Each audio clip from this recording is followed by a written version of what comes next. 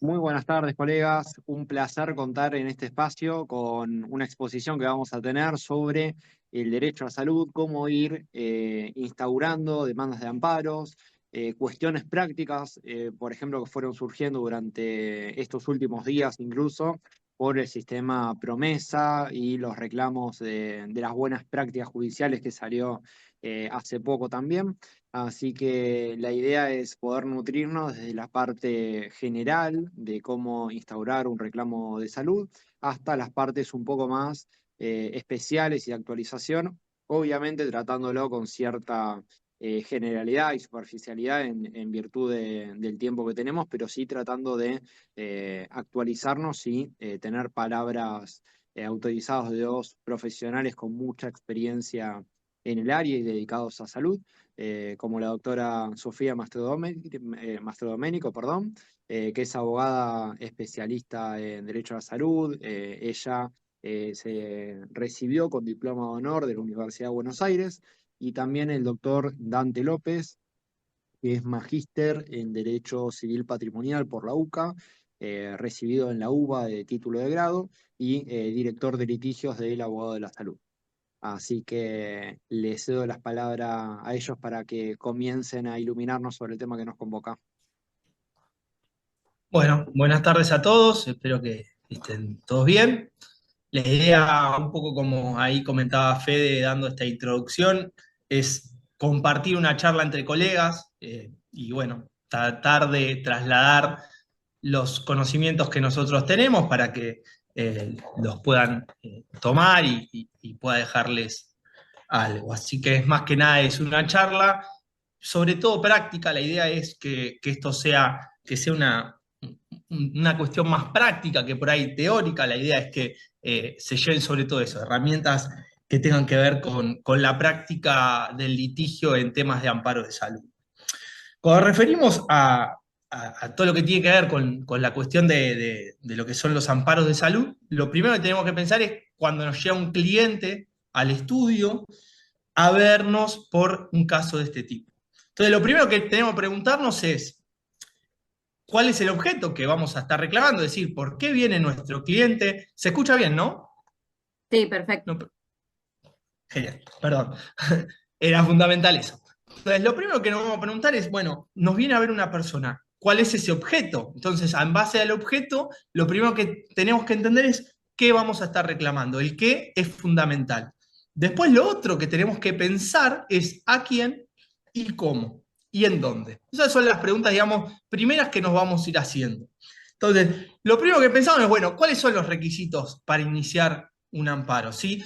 Me estoy salteando por ahí la parte más de qué es un amparo, ¿no? Perdón, quizás me adelanté un poco, pero eh, la realidad es que no quiero hacer historia ni vamos a hablar acá de Siricot. La idea es que sea un poco más dinámica, por eso arranqué por esta parte, ¿sí? Estamos hablando de temas que son urgentes, que requieren de un tratamiento inmediato, y en ese marco es cuando nos viene a ver el cliente. En base a esa urgencia, nosotros debemos pensar cuáles son esos requisitos para empezar a hablar de la acción de amparo, ¿sí? Del amparo como acción. Esos requisitos, bueno, primero tenemos que hablar de que haya un acto lesivo, ¿sí? Que sea actual o inminente ese acto, es decir, la persona tiene que estar sufriendo, no sé, le están negando una medicación de forma urgente y no se la están dando, una medicación oncológica, por ejemplo, ¿no? Bueno, eso lo primero que tenemos que pensar es en eso, es en esa urgencia y en ese acto lesivo. No puede ser un acto futuro, tiene que ser un acto actual o inminente. Eso es muy importante.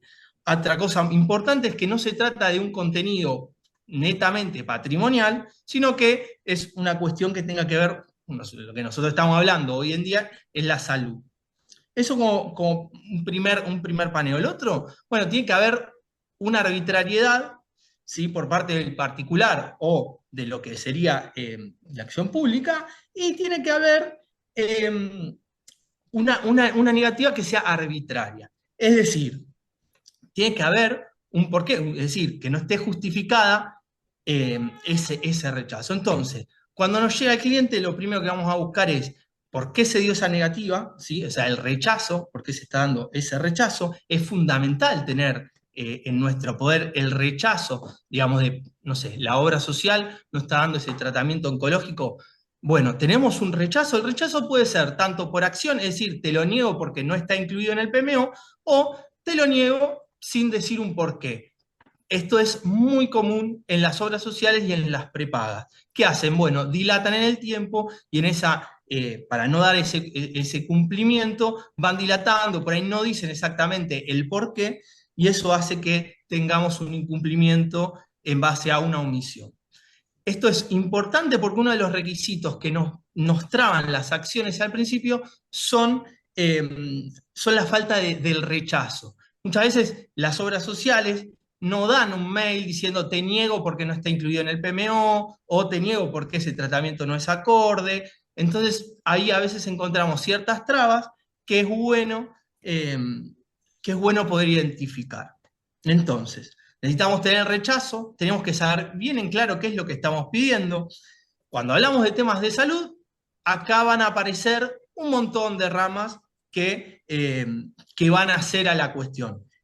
Ya sea un medicamento, ya sea una cirugía, ya sea el requerimiento de materiales para una cirugía como prótesis, no sé, reconstrucciones mamarias en casos oncológicos, o continuidad de tratamiento, reafiliación, es decir, el tema, el motivo de esa acción de amparo es muy importante porque es a donde nos vamos a dirigir después para tomar el derecho que vamos a hacer. Es decir, cuál va a ser el derecho que vamos a aplicar en el futuro. Respecto de lo que es ese procedimiento, vamos a armar la documental. Es muy importante al armar la documental, algo que parece sumamente obvio, es sumamente importante tener bien en claro qué es lo que tenemos que pedir. Dentro de esas cosas que tenemos que pedir, nunca nos puede olvidar el DNI, no nos podemos olvidar de la credencial, porque tenemos que acreditar el vínculo con la obra social o la prepaga. Tenemos que tener la orden médica de aquel tratamiento que nosotros vamos a solicitar mediante amparo que haya sido rechazado. Y esa orden médica no puede ser cualquier orden, sino que tiene que tener bien establecidos algunos requisitos que son los datos del paciente, la credencial del paciente en lo posible, que sea actualizada, es decir, que sea dentro de los últimos 30 días. Esto es muy importante porque a veces dentro de estos previos que nos van surgiendo en el litigio, una de las primeras causas es acompaña una orden actualizada. Entonces, si nosotros ya tenemos una orden actualizada que es de los últimos 30 días, ese previo lo vamos a evitar. Es importante también, como dije, tener la negativa. Si no tenemos una negativa expresa, yo sugiero, esto es una cuestión más de cómo uno lleva adelante el litigio, sugiero tener una carta documento que acredite que lo estamos intimando y poniendo en mora a la otra parte.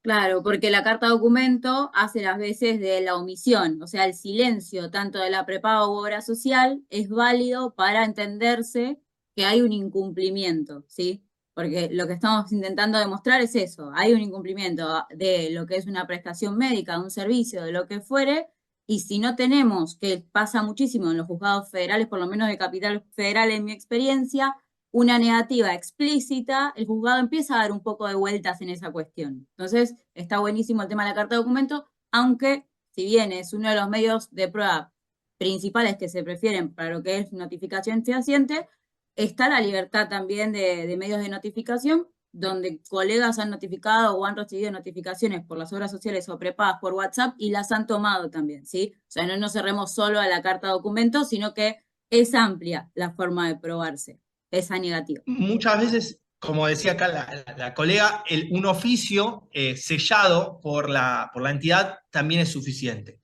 Eso también queda criterios y que son válidos. Siempre si tenemos una negativa expresa, un mail de la otra parte, y bueno, hasta podríamos ir sin carta documento y sin oficio. Es algo que yo prefiero evitar, pero es, insisto, algo personal y no es que necesariamente sea un requisito la carta documento. No es un requisito, pero ayuda. Ese es el sentido. ¿Qué más? Cuando hablamos de daño actual o inminente, obviamente que hay cuestiones que por ahí no son, tiene que ser inminente, es decir, no puede ser algo consumado, es decir, si si aquella medicación que necesitaba ya no la necesita, y eso genera un daño, se puede reclamar, pero a través de una acción de daños y no a través de un amparo. El amparo siempre se va a circunscribir a estas cuestiones que tienen que ver con una negativa y un daño que se está gestando. Para seguir, dijimos que teníamos que pensar a quién vamos a demandar. Creo que esta parte es por ahí la más sencilla, porque por lo general va a ser la obra social o la prepaga que está incumpliendo. En algunos casos se puede dar, hoy en día ya es más difícil por la resolución 1 del 2025 que unificó el tema de aportes. No se da esta doble vía de tener la obra social y la prepaga, que a veces por ahí era medio un incordio, porque una cubría el PMO y la otra cubría la parte por encima de ese PMO, entonces había una discusión de quién debía cubrir qué cosas, si eran solidariamente. Eso hoy en día prácticamente ya no está, ya no lo tenemos, está superado. Respecto a la legitimación activa, ¿quién tiene la potestad de reclamar? Bueno, básicamente va a ser la persona, el afiliado, el paciente que requiera ese tratamiento. Sin embargo, se dan algunos casos donde un familiar, una persona que está o no se puede mover o está internada y está intubada y no puede firmar, ¿no? En este momento se encuentra en un estado en el cual no puede dar la firma.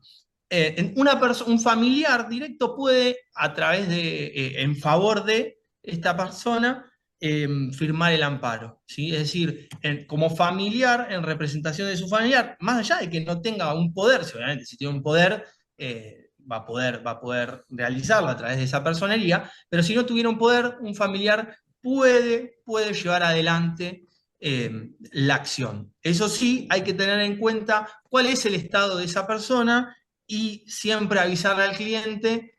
En el caso de que esa persona, no sé, supongamos una persona que tiene demencia senil o que no puede firmar o que no comprende actos de la vida civil, ahí hay que tener mucho cuidado e informar al cliente que posiblemente si avanzamos en un proceso, en esa situación, en esa circunstancia, nos van a requerir que se determine la capacidad.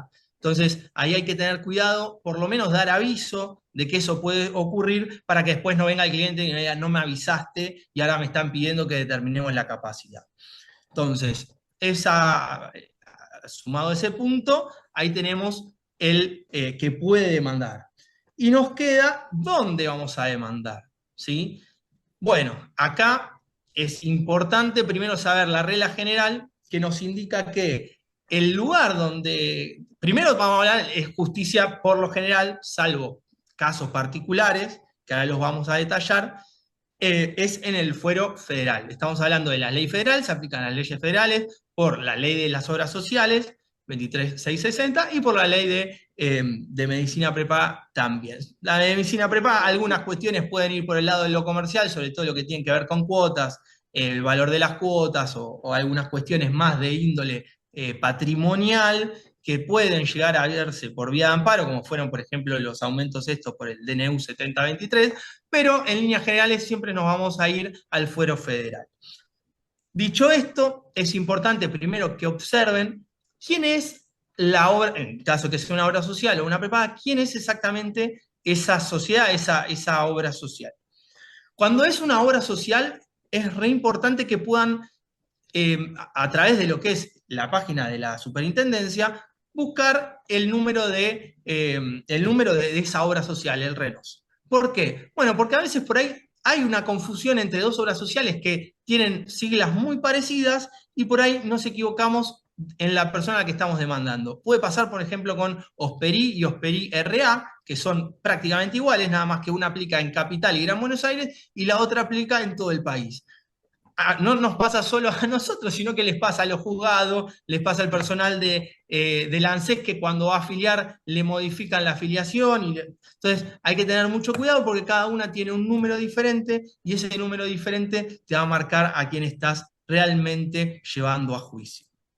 Obviamente que después, en caso de que se hayan equivocado, se puede enderezar demanda y ese error se puede subsanar, pero en el medio se perdió mucho tiempo y la verdad que en estos casos el tiempo es fundamental. Entonces, tengan en cuenta esto, revisen bien el número de la obra social a la que están demandando que es sumamente importante.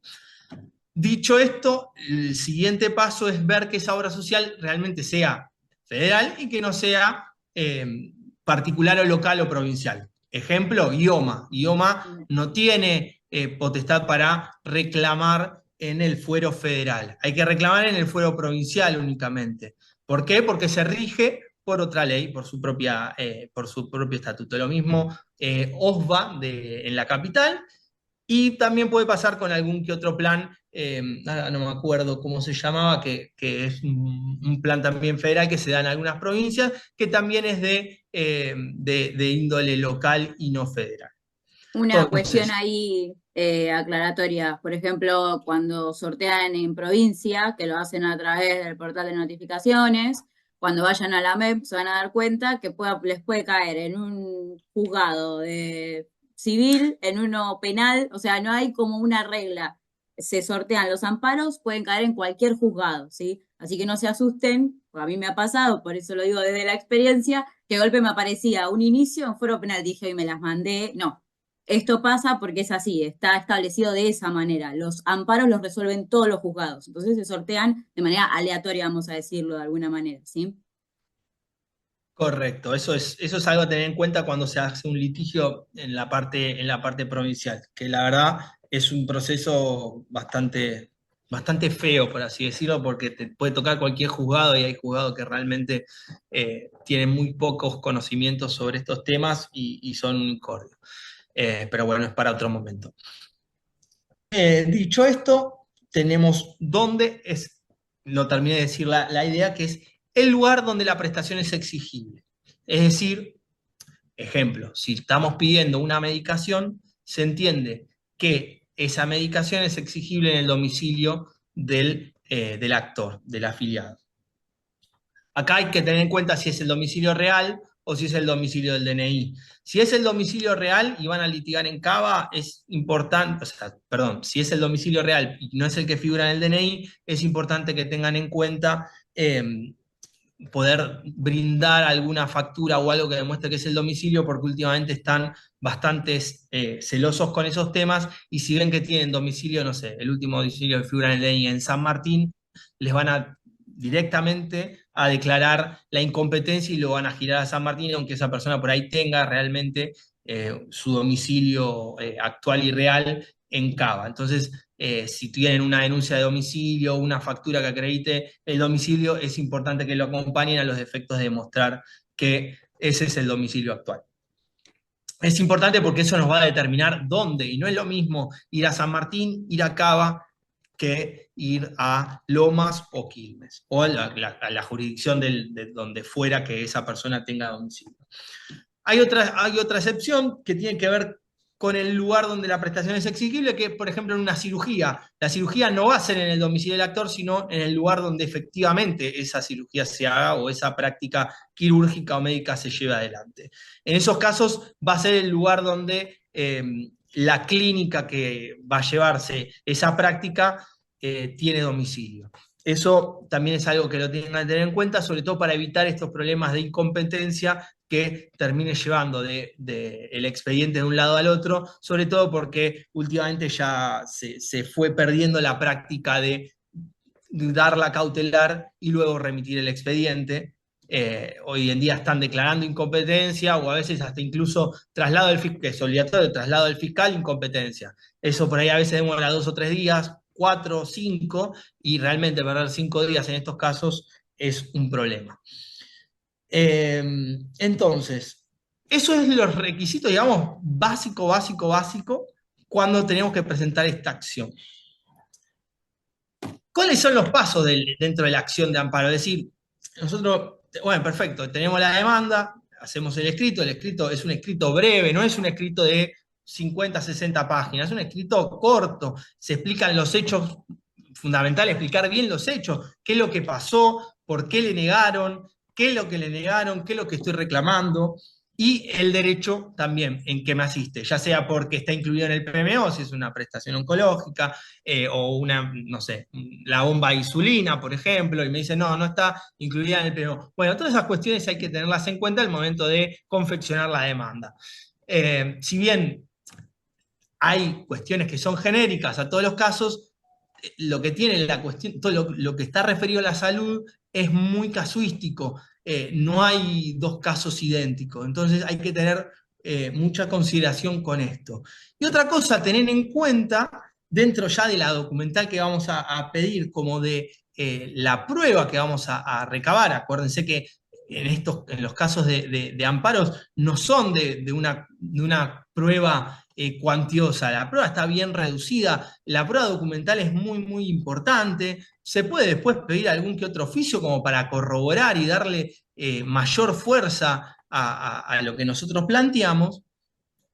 Y por ahí, sí, en los casos en los que se definan por cuestiones que tienen que ver con cuestiones médicas propiamente dicho, sí una pericia del cuerpo médico forense que en muchos casos termina por definir la suerte de nuestra acción.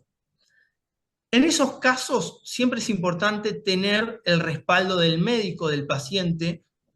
No sé, voy a dar un ejemplo.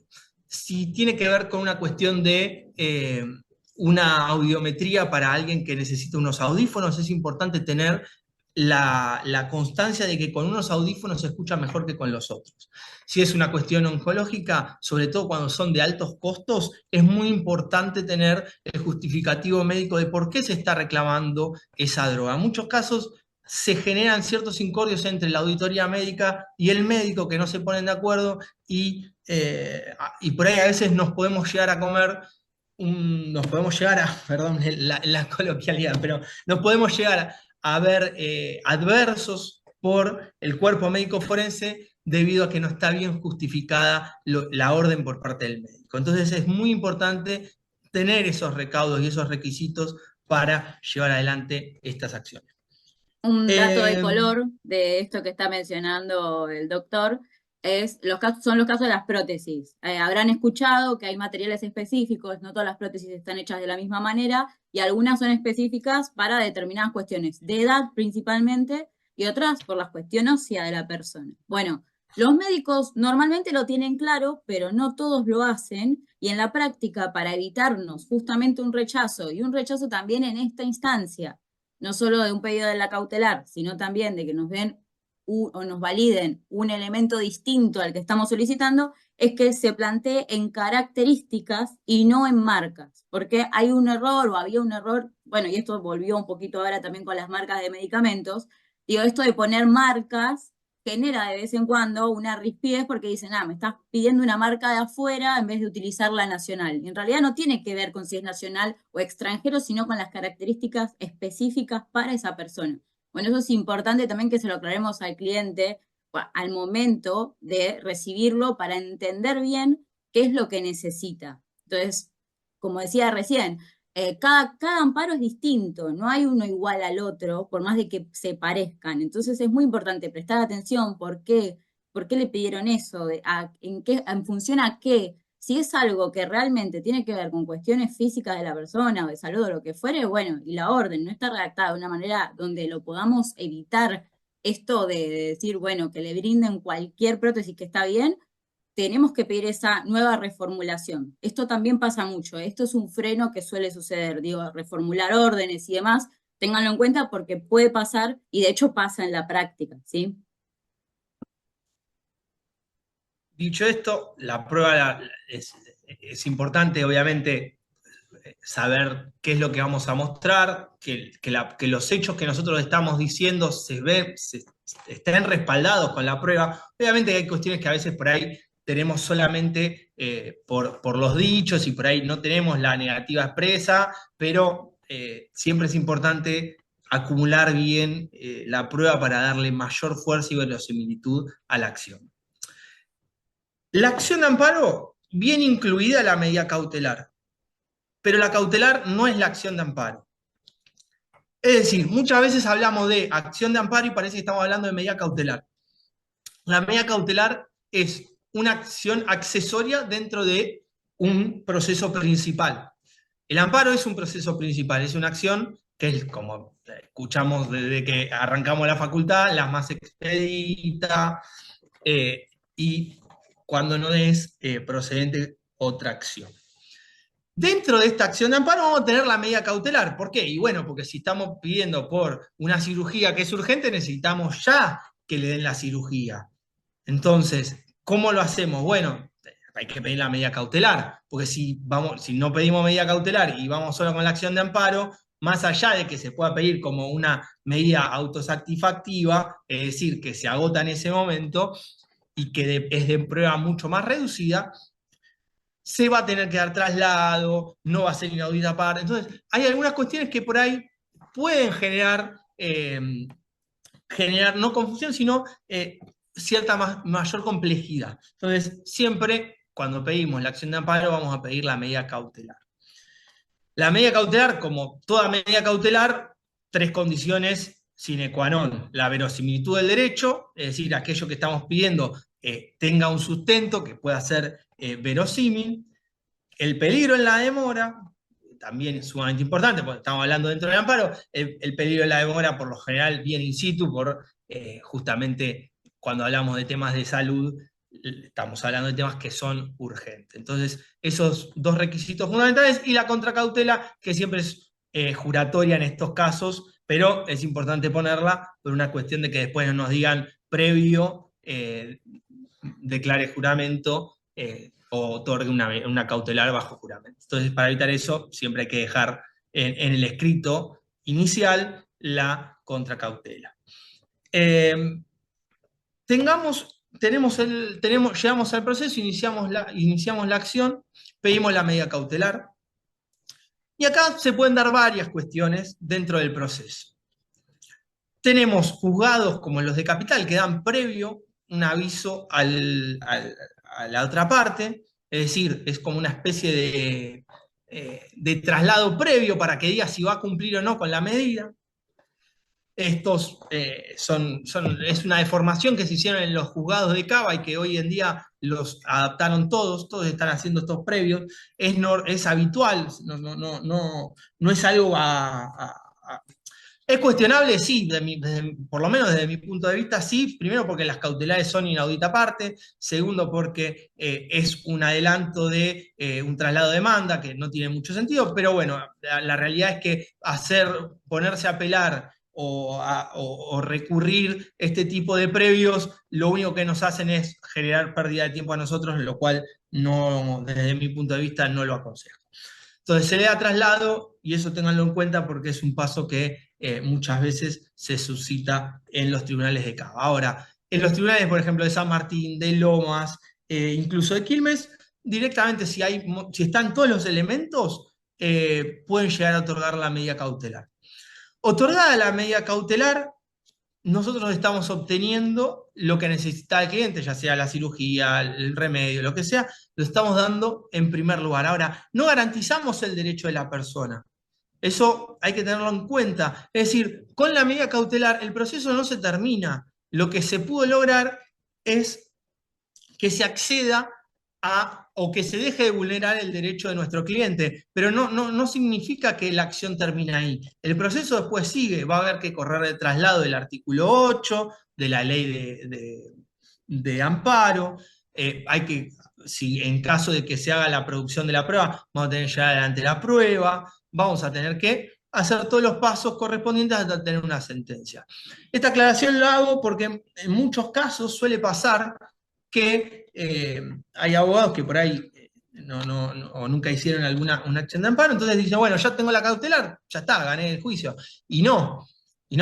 Y eso es tremendo porque se puede dar de que pasen los 3 meses, los plazos de lo que son los amparos tienen una caducidad de 3 meses, entonces si pasados los 3 meses nosotros no lo impulsamos, nos decretan la caducidad y la persona perdió el derecho. Si era una prestación que se cumplía por única vez, bueno, la otra parte podrá reclamar, en caso de que uno no reinicie la acción, podrá reclamar el reintegro o no, bueno, eso se verá. Y si es de cumplimiento continuo, la entrega de una medicación, van a dejar, o una cobertura, no sé, de una internación geriátrica, van a dejar de dar esta prestación.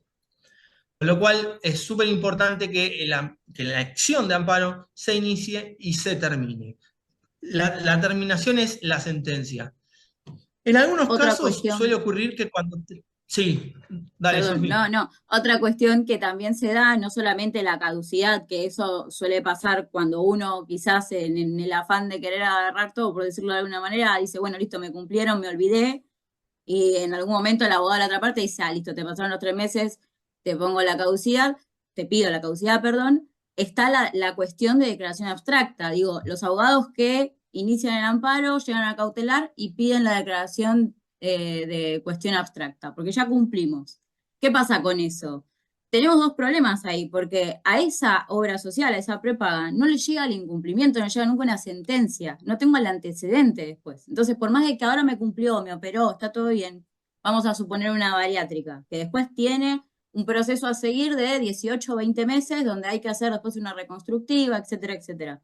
Yo le pedí que se declare abstracto, esa persona después tiene que pedir la reconstructiva y le empiezan a dar vueltas. Yo no tengo el antecedente de que no solo inicié el amparo y lo finalicé, sino que no hubo una condena. Entonces es importante las condenas, que se llegue hasta el final, que haya una sentencia, ¿sí? Digo, porque de vez en cuando se confunde, como decía bien el doctor, esto de, listo, me dieron la cautelar, tengo cumplido el amparo.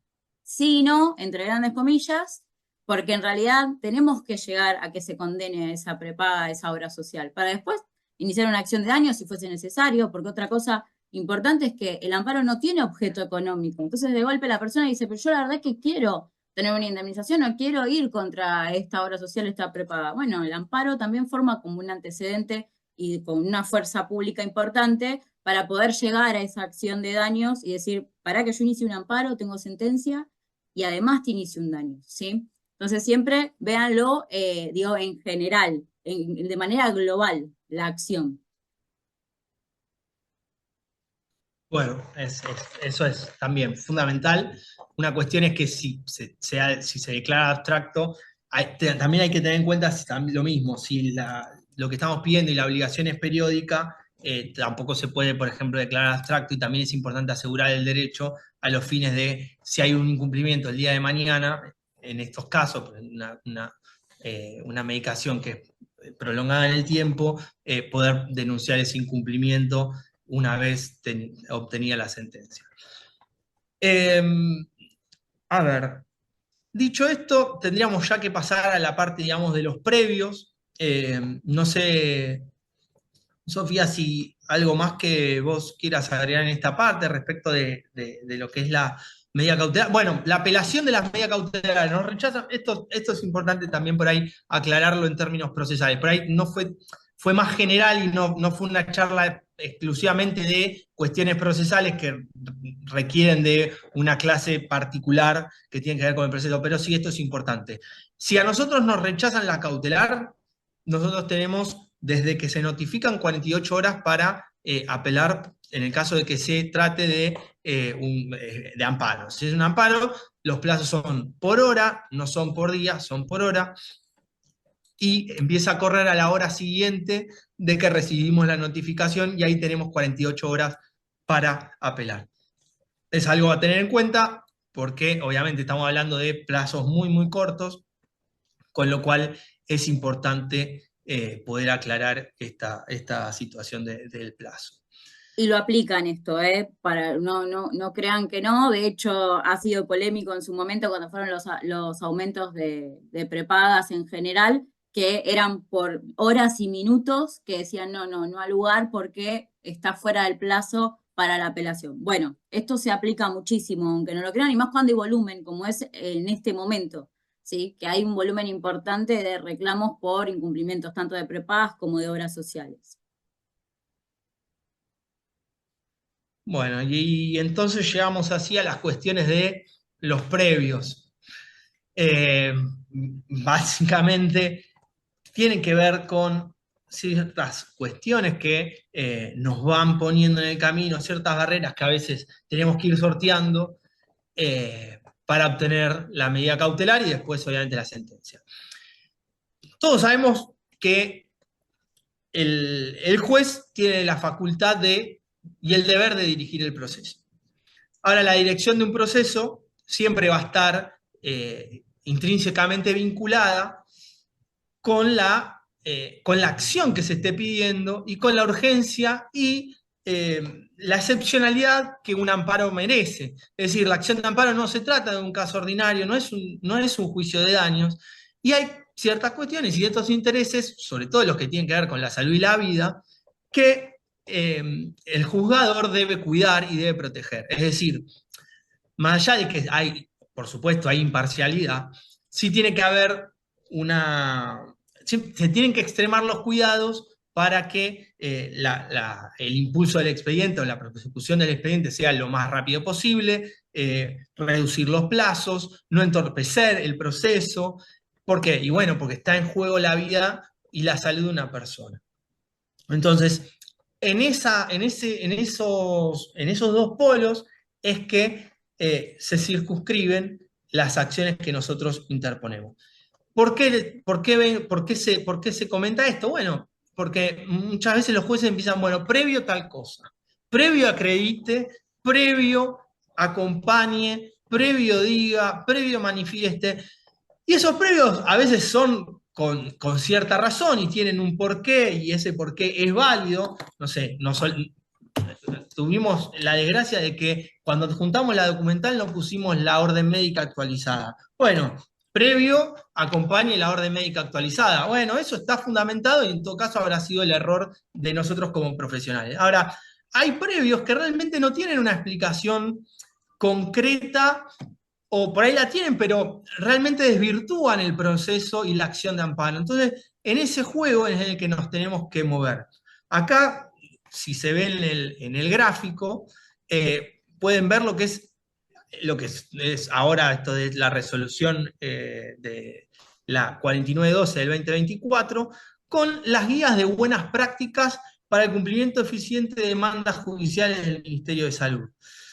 Bueno, y acá aparecen una serie de requisitos que nos piden para cumplir de forma previa al traslado de la cautelar.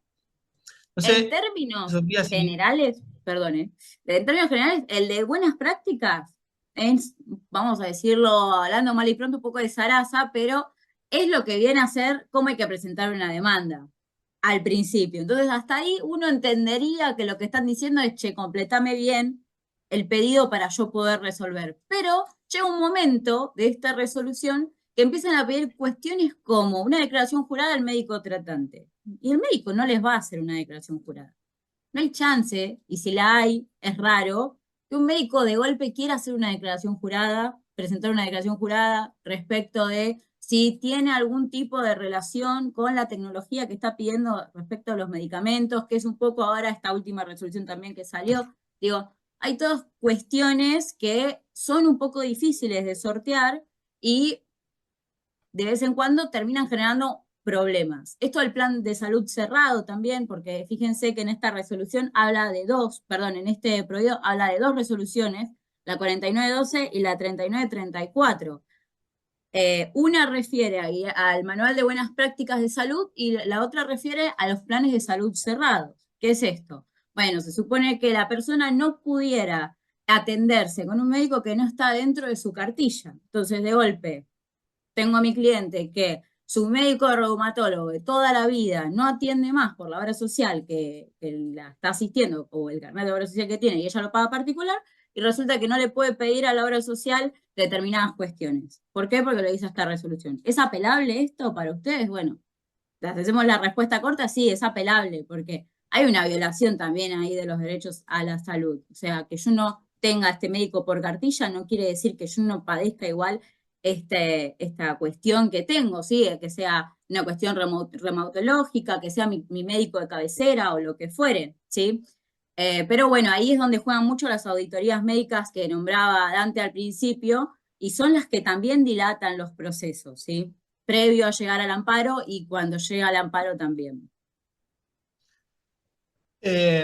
Básicamente, cuando nos llegó por primera vez esta resolución, ya con esto vamos a ir cerrando y abrimos a las preguntas, yo la apelé, primero hice la reposición con apelación sin subsidio. Acuérdense que en amparos, por esto no lo dije, también la recursiva, la práctica recursiva y los amparos debería ser también una clase de aparte, pero se apela y ya sea por reposición, con apelación de subsidio o apelación directa, se apela y se funda en el acto. No es como en los ordinarios o en los sumarísimos que se apela y se difiere la fundamentación. Acá se apela y se funda los términos del 15 y creo que 16 de la ley de amparo en el acto. Nosotros lo recurrimos esto y la Cámara básicamente lo que dijo es, no lo trató, se lavó las manos, era algo esperable, yo solamente tenía que plantearlo y no consentirlo, y dijo, si llega a demorar esto, si llega a demorar o a entorpecer la salud del amparista, comuníquelo y así lo podemos evaluar o reconsiderar. Por último, bueno, en realidad quedaron varias cosas en el tintero, no sé si querés pasar al de promesa como para decir algo y cerrar. Obviamente quedan un montón Promesa, de cosas afuera. quedaron un montón de Bueno, cosas acá, afuera, un poco nos está pasando, creo que era lo que habíamos hablado hace poco, estas audiencias repentinas que saltan en medio del proceso, algunas previo a la cautelar, otras con cautelar incumplida, en mi caso al menos, que no se entiende bien qué es lo que quiere el juez porque quisiera que llegue a un acto conciliatorio entre las partes. Bueno, estas son cosas que aparecen dentro del proceso y que uno no sabe si ir a la mesa de entrada, si apelarlos, si preguntarse qué está pasando, pero bueno, está sucediendo. Algunas funcionan, he escuchado gente que le ha funcionado y otras son realmente indignantes porque estamos hablando de cautelares, otorgadas e incumplidas en estos casos, ¿sí? Es puntualmente. También hay casos donde no. Sí, respecto a temas cautelares, para también cerrar la parte de cautelar y ya no extendernos más. Las mediaciones previas, la realidad es que no son obligatorias. La ley de mediaciones dice que no es obligatorio iniciar. Se imagina que tengo una persona que se está muriendo, le tengo que dar un remedio, no una tiene cirugía, sentido. no voy a abrir una mediación para ver si la persona le puede dar el remedio. Realmente sería ridículo. Con lo cual no tiene mucho sentido. Respecto a las cautelares, algo que por ahí me olvidé de decirlo y es importante, las cautelares son dinámicas y no hacen a la cuestión de fondo, eso sí lo dije, pero quiere decir que si a nosotros nos rechazan la cautelar, el proceso no terminó y no necesariamente nos van a rechazar la acción de fondo. Muchos casos, por ejemplo, reconstrucciones mamarias, pues dicen, como el médico dice, cirugía programada, como dice programada, no es urgente, con lo cual, como no hay urgencia, lo difiero y no te tratan la cautelar o te la rechazan. Eso quiere decir, no vamos a abandonar el proceso, síganlo porque se va a poder tener una sentencia favorable si están los requisitos para garantizar ese derecho. ¿Va a tardar? Sí, puede tardar porque no hay una urgencia como si fuera, no sé, una cirugía de corazón. Pero no deja de ser un derecho y corresponde y va a ser garantizado por acción de amparo. Y por último, cuando digo que son dinámicas, quiere decir que si nosotros tenemos los requisitos hoy para plantear la medida cautelar y nos la rechazan, no quiere decir que dentro de un tiempo con elementos nuevos, perdón, pero estoy mal de la garganta y si queremos requisitos nuevos los podamos volver a plantear. Es decir, el rechazo de una medida cautelar no hace cosa juzgada. Las medidas cautelares no son cosas juzgadas porque son accesorias y pueden replantearse. Obviamente que si hoy te rechazan una cautelar, no vas a ir mañana a pedirle dame una nueva cautelar porque no cambió nada y el resultado va a ser el mismo. Pero si en el medio ocurrieron hechos que puedas sumar, documental que puedas agregar o cuestiones que hayan cambiado, se pueden llegar a replantear y volver a pedir la cautelar. Eso como para Eh, también. y un dato Bueno, menor es, sí. mientras el artículo 8 no se ejecute, es decir, no hagamos el traslado de demanda, que es este informe circunstanciado en lo que es la acción de amparo, yo puedo ampliar mi prueba, por ejemplo, o los hechos, porque sucede, de hecho, que uno inicia una acción y se siguen suscitando nuevos incumplimientos, eso lo puedo poner como nuevos hechos. Lo que no puedo hacer es, una vez hecho el traslado, intentar ampliar esos hechos, porque son muy restrictivos lo que son los procesos de amparo, ¿sí? A diferencia de un proceso ordinario.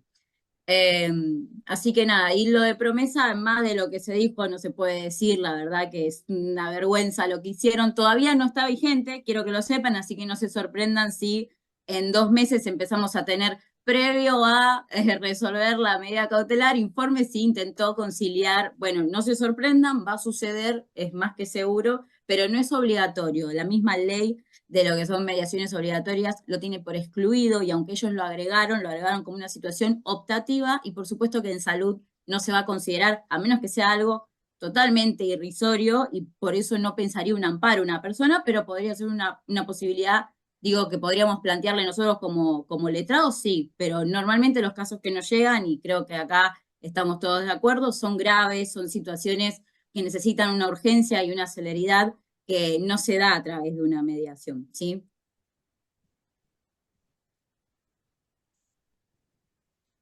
Bueno, no sé si abrimos a preguntas, Fede, ¿cómo? Bueno, la verdad que espectacular la exposición de ambos, felicitaciones.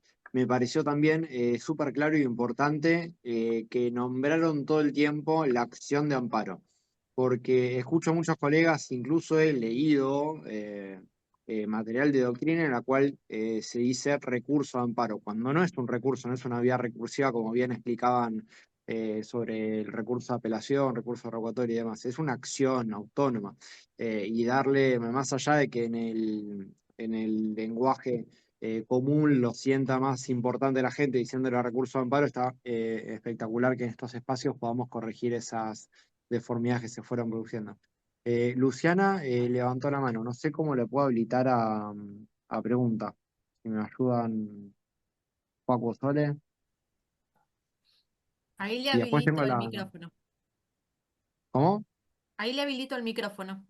Dale, genial. Y ahí tengo varias preguntas de la doctora Sechín y demás que las vamos a ir respondiendo ahora a continuación, que ya las anoté. Ahí, Luciana, ya puedes hablar. Ahí está. Hola, ¿qué tal? Buenas tardes. Bueno, ante Hola, todo, Luciana. Hola, ¿qué muchísimas tal? gracias. Bien, ante todo, muchísimas gracias por la charla, un lujo. Así que tengo una consulta bastante concreta y de mucha actualidad. Básicamente, hoy me toca desde un costado personal porque es mi mamá la que está afectada por esta situación que les voy a contar y no sé si ya hay alguna idea de cómo se puede llegar a resolver el tema. Les llegó hoy una notificación que todos aquellos afiliados a UP que no permanecen, a ver, vamos a poner en contexto. Mi mamá se jubiló en el año 2017, inició un amparo para mantener la obra social que era UP. Le salió a favor, perfecto, permanece con la obra social, tanto ella como el conviviente. La cuestión es que hoy les llegó una notificación que aquellos afiliados a UP que no permanecieron afiliados al sindicato UPCN van a contar con un plan diferenciado. Está lo que es el plan Classic común y el plan Classic más, que solo los que pertenecen al plan Classic más van a tener acceso a sanatorios de alta complejidad como el Anchorena. Hoy mi padre se está atendiendo en el Anchorena por un tema, oportunamente fue un tratamiento oncológico y hoy un seguimiento. Mi mamá llamó al gremio para ver si se podía afiliar. Le dijeron que no porque ya estaba jubilada y que la única forma de poder acceder al plan Acor Salud Más era pagando la diferencia, o sea, reafiliándose o, bueno, no me sale la palabra en este momento, pero como, Sí, recategorizarse. claro, que son 300.000 pesos por mes. Ahora, a ver, la realidad es que algunos casos son concretos y hay que verlo en puntual con la Sí, documentación del caso. entiendo. Sería por ahí un poco irresponsable responder, te puedo dar una aproximación, pero no conozco el caso en profundidad. Eh, la realidad es que cuando hay una... No entendí si estaba ya afiliada, porque entiendo que sí, ¿no? Que ya estaba afiliada. Estaban Claro, ambos Claro, afiliados, ¿no? lo que le exacto. sucedió, entendí, puede ser que ella tenía un plan donde ese plan era igual para todos y ahora se hizo una subdivisión de planes, donde uno tiene una mejor cobertura que el otro, ¿correcto? Exacto, por la simple cuestión de estar o Sí. no afiliada a un sindicato. Ok, Ah, totalmente arbitrario. claro, Exacto, porque ella no va a tener nunca ese aporte siendo jubilada. Ahí exactamente. lo que, claro, ahí lo que tenés que evaluar es apoyate mucho si tienen, si tienen prestaciones primero la arbitrariedad de diferenciar el plan, que mantengan el mismo plan. Si bien a veces pueden hacer modificaciones en los planes, y sobre todo modificaciones respecto hablo de quitar o agregar prestadores. Cuando hay eso lo tienen habilitado y hay doctrina, hay jurisprudencia, perdón, que se los habilita, más allá de las consideraciones que uno haga. Es importante cuando hay un tratamiento en curso, porque si hay un tratamiento en curso, ahí te tienen que respetar ese prestador. Es decir, si la anchorena deja de estar en el lugar, en la cartilla que tienen, igual no sé si no es el caso, me parece, porque lo que me está diciendo es que la disgregan de la prestación, o sea, a otro plan. Y si querés el plan que tenía, tenés que pagar más. Bueno, eso no es válido. Eso no es válido. Ujú. Lo que yo te digo es, si sacan el anchorena, se estaban atendiendo el anchorena, y le sacan el anchorena, si tenían un tratamiento que se estaban realizando ahí, por más que lo saquen, le corresponde poder reclamar para que continúe el tratamiento en el anchorena. Eso también es reclamable. Yo Bien, Y lo que yo utilizaría eso también, y además, Luciana, no perder de vista que ella pidió mantener lo que son los aportes a UP siendo jubilada. Digo, claro. mientras fue jubilada, ella se le reconoció, inclusive dijiste vos por una acción de amparo, Ujú. esta cobertura, entonces hoy cada una diferenciación respecto de si estoy afiliado en un sindicato, por supuesto a ella no le puede aplicar. Esa regla no debiera ser aplicable a ella porque ella no está hoy activa, o sea, económicamente activa, digamos, en lo que es Claro, laboralmente para decir, bueno, sí, está bien, me afilio de última al sindicato para mantener este plan, pero no correspondería, están haciendo una discriminación encima en sí misma, ¿sí? Así que yo bien, lo vería desde ahí y por supuesto plantearlo desde lo que es la Convención de Personas Mayores. claro. Verlo por ahí, lo que es la de obras sociales, tomar cuáles son los antecedentes del amparo, qué se utilizó para fundamentarlo y ver si podés reformular algo desde ese punto, quizás. Bien, bien, bien. Sí, justamente yo pensaba primero intimar a la obra social directamente y si no, y esto ya no sé si es medio un manotazo ahogado, pero presentarme en el mismo amparo en el que tuvo sentencia favorable y manifestar Y pedir un esto. incumplimiento. El tema es Sí, que no te están incumpliendo Yo porque no haría la un amparo nuevo. desafiliaron. Sí, eso, claro, a porque ver, no la Yo haría un desafiliaron amparo a nuevo. ella.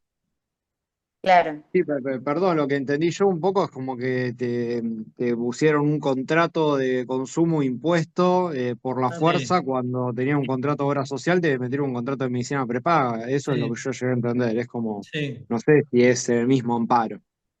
Claro, No, Aparte no, claro. vas para a mí es uno trabajar en nuevo. un... Claro. Sí, Bueno, no, pero sería uno nuevo eventualmente. sí, sí, yo, por lo menos, yo lo veo. Bien, bien. Coinciden. Bueno, de 10. Muchísimas Luciana, gracias. gracias por la pregunta. Gracias. No, por No, por favor. favor, a ustedes por contestar. Bueno, Gracias. nos hicieron varios colegas también algunas preguntas súper interesantes, como la doctora Cecchini, que la tenemos en pantalla, y también el doctor Abolio. Vamos con algunas, por ejemplo. Nos están consultando acá respecto a la competencia, si también la del doctor Rodríguez, si la competencia está dada por el domicilio del actor, si es tratamiento domiciliario, por ejemplo, domicilio en una clínica, si se trata de intervención quirúrgica y no por domicilio del demandado, sea obra social o prepaga. O sea, poder esclarecer en la mayor brevedad posible respecto a la competencia, por qué se determina, ¿no? Sí, la competencia es todo un tema. No sé, ¿querés contestar vos? ¿Querés que conteste yo, Sofi? Mira, en general, te digo lo que es la práctica, porque muy lindo lo que dice el código procesal en general, pero la práctica dice otra cosa. En la práctica te dicen el domicilio de la persona y pocas veces se fijan en dónde estás haciendo el tratamiento. Eso te lo digo como para que lo tengas en cuenta. Entonces, si ya sabes que es de zona sur y está en Lomas de Zamora y no te gastes, aunque se esté atendiendo en Capital, de sortearlo en Capital Federal, hacerlo en Lomas de Zamora y de hecho te digo, hoy es un beneficio sortearlo en Lomas que en Capital Federal. Pero bueno, en general eso, vas viendo, digo, bueno, Yo mi no concuerdo, pero experiencia. bueno, hay, Capital Federal a mí eso, me está, cada me está uno costando. tiene sus Tal cual, tal cual. preferencias. Sobre gusto no hay nada escrito, pero A mí yo Lomas me saca el primer auto con cautelar, perdón, ¿eh? No le puedo decir nada. sí, es verdad, pero también te complica muchas veces. Sí, No, sí. igual eso depende a ver, eso ya es una cuestión independiente. A veces uno trata de esforzar y ir a la jurisdicción que se sienta más cómodo, pero la jurisdicción es la que corresponde.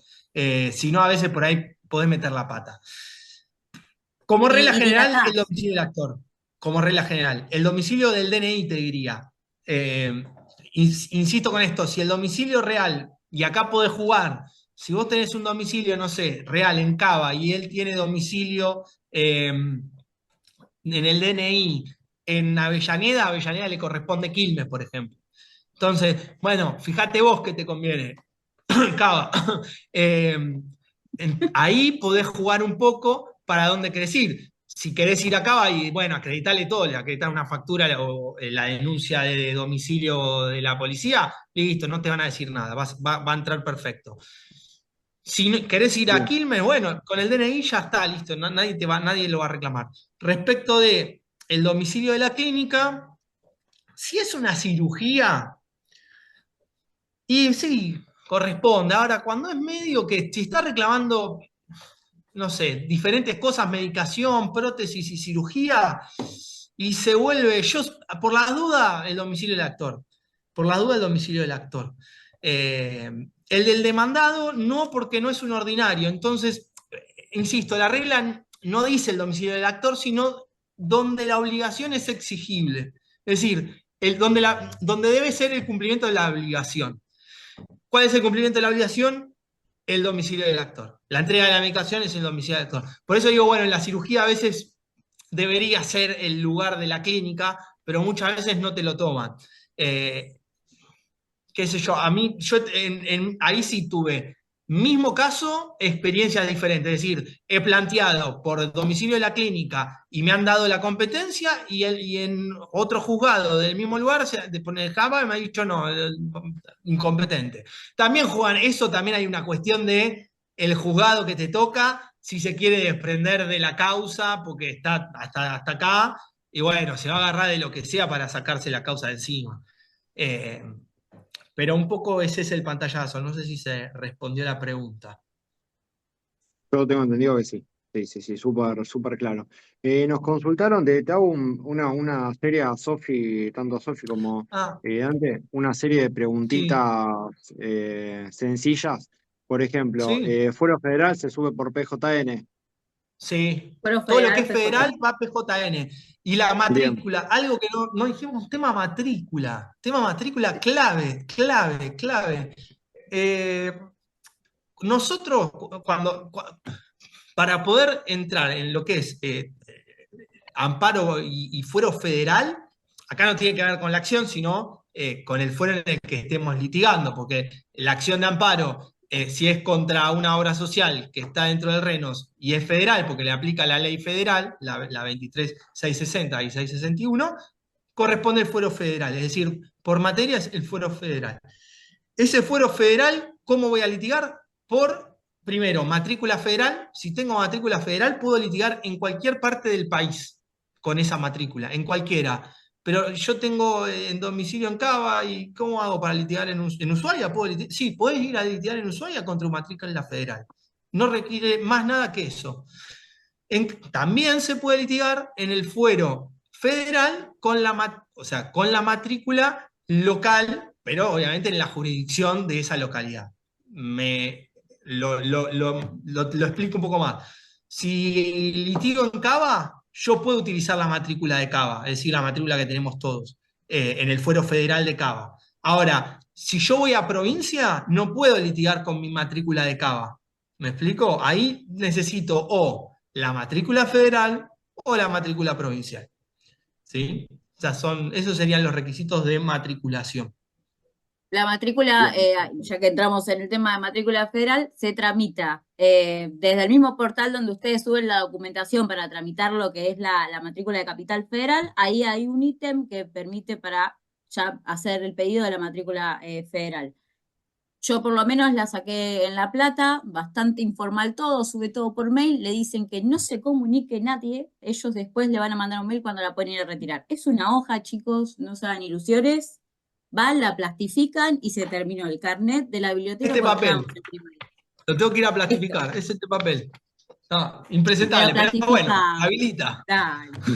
Te habilita, claro, bueno, no sé, es el verdadero carnet de biblioteca cuando estabas en primaria. Pero bueno, este carnet de biblioteca te permite litigar en todo el país, así que guarda, y se paga por única vez. Así que una fruta noble dirían por ahí para tener guardada en la billetera. Bien. Les hago última preguntita, si puede ser. También había consultado el doctor Campillot de respecto de si PAMI es un requisito extra, pero no, PAMI entra en el mismo régimen que explicaron hace un rato. Lo que sí nos pregunta la doctora Sestini, me parece interesante, es diferenciar en materia cuando va a tribunales, a juzgados federales o a juzgados provinciales. Sí, un poco habíamos hablado que si se da más que nada por si aplica ley federal o si no aplica ley federal.